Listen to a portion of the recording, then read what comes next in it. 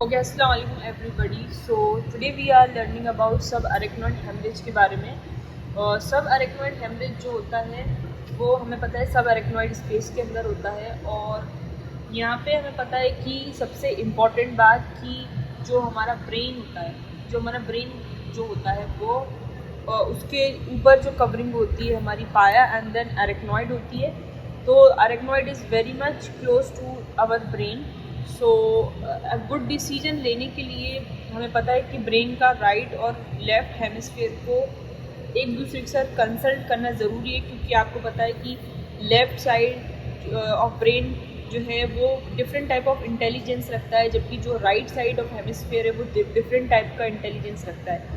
Right hemisphere concern with different type of intelligent like intuitive intelligence. Intuitively वो बेहतर काम करता है, जबकि जो left side part of brain है वो एनालिटिकल थिंकिंग में ज़्यादा बेहतर काम करता है, लाइक मैथमेटिक्स वगैरह.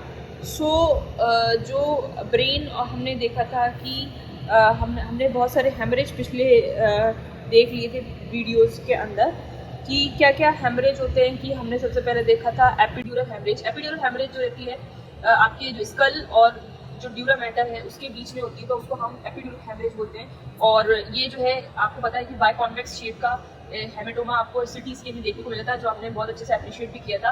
और इसके क्या क्या साइन सिम्टम्स थे वो भी बताए थे कि पेशेंट जो है सडनली क्या होता है कि जब उसको हिट होता है तो क्या होता है कि जब भी उसका एक्सीडेंट होता है, स्लिप होता है, तो जो आपका मान लीजिए अगर उसके टेम्पोरल पार्ट में हिट होता है तो जब रप्चर होता है तो हमारी जो मेन आर्टरीज आप याद रखें मेनिंजियल आर्टरी या बोलते हैं इसको, तो वो जाके रप्चर होती हैं. और क्योंकि इस पार्ट में सूचर्स होते हैं, सूचर्स की वजह से इंटैक्ट होने की वजह से ये जो है बिल्कुल जो है लोकलाइज होता है, पूरे में नहीं फैलता, तो इसलिए इसकी इमेज जो है बायकॉन्वेक्स शेप की बनती है. जबकि हम बात करेंगे इसकी क्लिनिकल सिम्टम्स साइन सिम्टम्स की, तो देखेंगे कि जो पेशेंट है उसकी प्यूपिल डायलेट हो जाती है और एक तरफ का जो है कॉन्ट्रालैटरल वीकनेस हो जाती है इसके अंदर.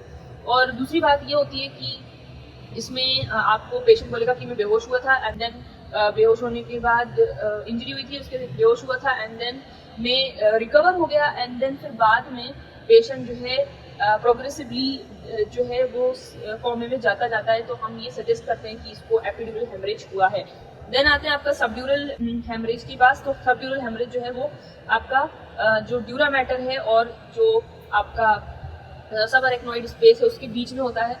और ये जो हेमरेज होता है वो एक्सटेंसिवली फैलने वाला होता है, क्योंकि इसमें कोई सूचर्स वगैरह या कोई लोकलाइजेशन नहीं है, लेकिन फिर भी ये बहुत ज़्यादा एक्सटेंसिव नहीं होता है.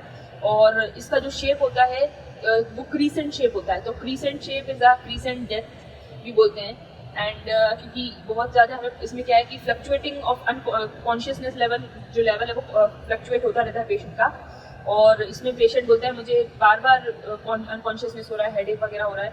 तो और मैं जो है क्योंकि इसके अंदर जो आप बात करें वेन्स की, तो आपकी जो ब्रिजिंग वेन्स हैं जो जा रही थी आपका वीनस ड्यूरा साइनस के अंदर, वहाँ जाके जो है वो रप्चर हो जाती है.